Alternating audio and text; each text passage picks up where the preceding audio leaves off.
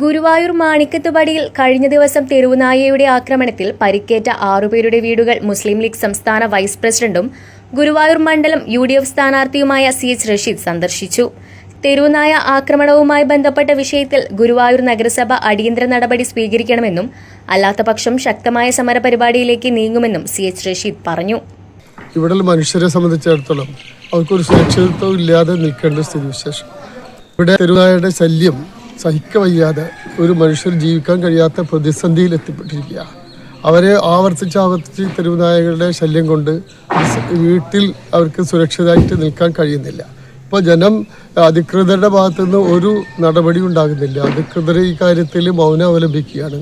ഇപ്പോൾ സ്വയം രക്ഷയ്ക്ക് വേണ്ടി സ്വയം വടിയും ആയുധങ്ങളും എടുത്ത് പുറത്തിറങ്ങേണ്ട സ്ഥിതിയിലാണ്. ഇപ്പോൾ ജനങ്ങൾ പണിക്ക് പോകേണ്ട തൊഴിലിന് പോകുന്ന ആളുകൾ തൊഴിലൊക്കെ മുടക്കിയിട്ട് ഇവിടെ കാവൽ നിൽക്കുകയാണ്.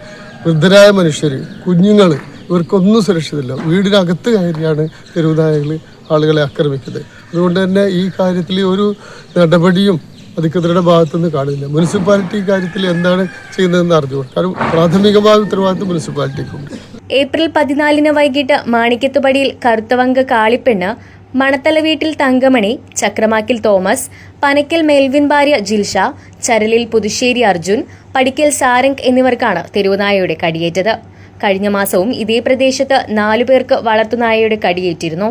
നായയുടെ ആക്രമണത്തിൽ പരിക്കേറ്റവരിലധികവും വയോധികരാണ്. അതിൽ 78 വയസ്സുള്ള ചക്രമാക്കിൽ തോമസിന്റെ പരിക്ക് ഗുരുതരമാണ്. തോമസിന് കൺപോളയ്ക്ക് നേരെയാണ് കടിയേറ്റത്.